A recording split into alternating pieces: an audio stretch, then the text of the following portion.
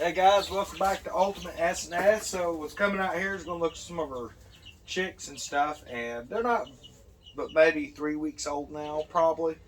And I noticed they were perching up on this brooder box, and with the temperature starting to get warmer, I'm figuring by Monday they will probably go out to their own grow out box as well, because I don't need them in here climbing around. So I've been storing stuff in here. Got all kind of our prep foods and stuff in here, so I don't want them climbing around with that. So I wanted to try to catch a few of them to kind of show you what we've got. Oh, they fast. You go, okay, buddy. So they are feathering in pretty good. We're starting to look at about 80s during the day and getting close to 65, 70s at night. So it's getting pretty close where they can probably go out. But the rule of thumb is, at least what I've been reading, is if they're not staying in a brood area, the chances are they don't need to brood light because it's warm enough for them. So we'll just have to keep an eye on them through the evenings and see if they're staying inside the box. But this one is a brown leghorn. I'm guessing rooster with this guy, man, because look at that comb. I'm seeing some pretty good wattle development. And I mean, that's just quite a bit of development for just 3 weeks, guys. We're going to put him back in. We'll get the other one out for comparison.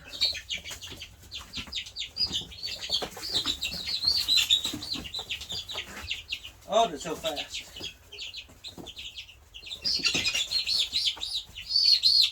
Yeah, so this one's another brown leghorn. As you can see, the comb is nowhere near as large. She's actually quite a bit smaller in stature than the other bird as well. So typically your rooster is going to be quite a bit bigger than your hens. And I'm not holding her real tight. I do have my fingers under her feet. I just holding her wings gently against the side of her body so she doesn't try to fly off and hurt herself. She looks like she's doing pretty good as far as development. Yeah, I'm pretty sure this is a hen, guys, just looking at her here.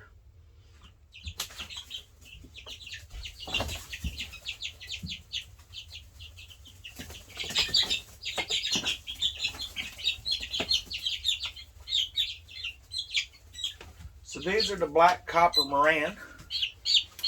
They actually have feathered feet on them. Not quite as feathered as our Brahma chickens, but they do have feathers on their feet. I'm going to assume, calm down, baby. You know, it's really hard to tell at this stage. It's awfully red on the comb. It's not very big comb, but I'm seeing very bright red on the wattle of the comb here. So I'm going to guess rooster on that one. Yeah, baby.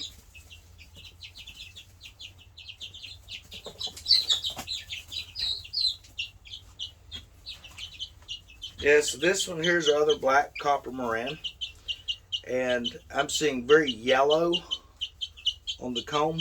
I'm not seeing any wattle development at all. She's a little bit smaller than the other one, so I'm going to assume this is probably going to be a hen. And again, these are just guesses, but definitely getting feathers all over their necks and stuff, so they're losing a lot of their down. But I might have to wait another week or two before these can go out. We're just going to have to keep an eye on the weather. But yeah, so that's our little chicks. They have not been handled much. I've not been out here messing with them a whole lot. So I need to spend the next few weeks getting them used to me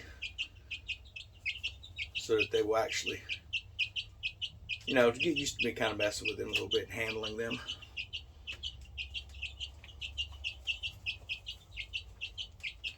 So when these go to be introduced, I cannot just take these and just stick them straight out in the run with the other chickens. They will be in their own little pen, and they're actually going to be seen by the other chickens, but they will not be able to get to each other. That way they just kind of get used to seeing each other, getting used to smelling each other before they can be introduced. And by the time these actually are introduced, which will probably be 3 weeks from whenever they move out of here, by that time I should be removing quite a few of the roosters that are outside in the run. So I just want to keep one rooster that's out there. And then the rest will be turned into food. Okay, we're going to put you back in there, buddy. But the chickens seem like they enjoy having this to themselves now, that the quail are not in there running around. You have to kind of watch with your quail and your chickens, because the chickens grow quite a bit faster as far as they get larger. But the quail actually feather out a lot quicker, so you can get them moved out as long as you have good temperatures and stuff. Kind of a rule of thumb to remove quail from brooding: if they are completely feathered from their head down, you can put them outside if it is not dropping below, say, 55 degrees.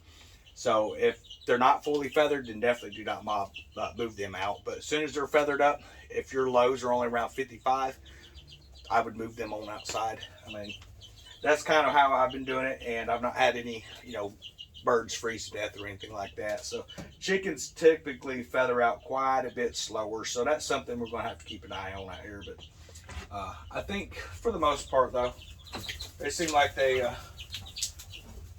just the fact that I've seen them actually crawling around on top of this brood, I'm going to assume that they're probably getting ready to hop on out of here themselves. So we're going to go back and check the chickens out a little bit.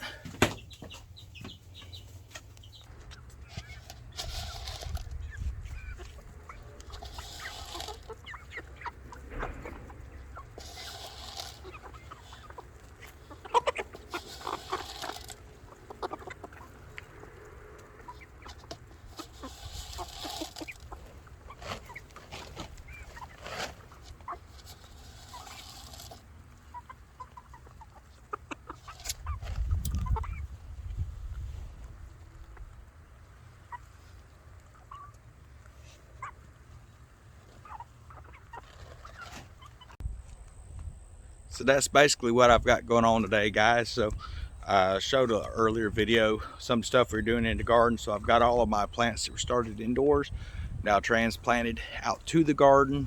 We've sowed some new seeds into a couple more rows, so just kind of expanding on that out there. But just stay tuned for updates and things.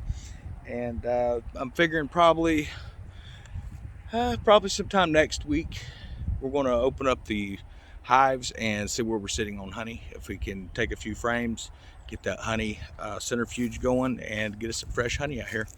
But everyone have a wonderful weekend.